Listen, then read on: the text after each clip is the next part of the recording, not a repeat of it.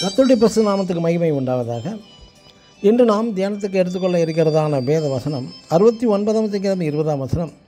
நிந்தை என் இருதயத்தை பிளந்து நான் மிகவும் வேதனையுடன் காணப்பட்டேன். ஆமென். கர்த்தருக்குள் பிரியமான நல்ல அருமையான தேவ பிள்ளைகள் சொல்லுவது என்னவென்றால், நான் யாரையும் வெறுக்கவில்லை. அவர்கள் எனக்கு வெறுப்பை உருவாக்குகிறார்கள். நான் யார் மீதும் கோபப்படுவதில்லை, கசப்படைவதில்லை.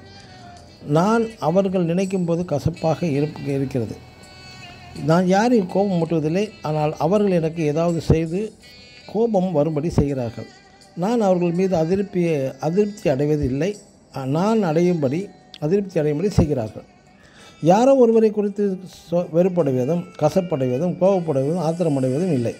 சிலர் நம்ம இது போன்ற தீய எண்ணங்கள், செயல்களை நம்மிடம் அவர்கள் உருவாக்கப்படுகிறோம் என்று அநேக கிறிஸ்தவர்கள், ஊழியக்காரர்கள், தேவ பிள்ளைகளும் சொல்லி வருகிறார்கள்.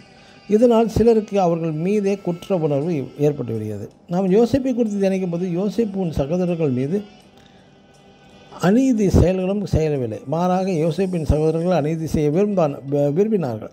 ஆகவே யோசேப்புக்கு தன் சகோதரர்கள் மீது கசப்பையும் ஆத்திரத்தையும் ஏற்படுத்தி இருக்கும்.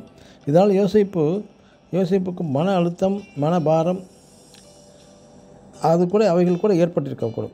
அது மட்டுமல்ல, தவறே செய்யாமல் தண்டனை சிறைக்கும் சென்று விட்டான். ஆனாலும் யோசேப்பு இப்படி தனக்கு அநீதி கிடைத்த எல்லா காரணத்தினாலும் அவன் சமயத்திலும் தீமையை நன்மையினால் தேவன் என்னை முடிசூட்டுவார் என்பது விசுவாசித்து அவன் நடந்தான். அதுபோல் சவுல் தாவீதுக்கு அநீதிகளையே செய்து வந்தான்.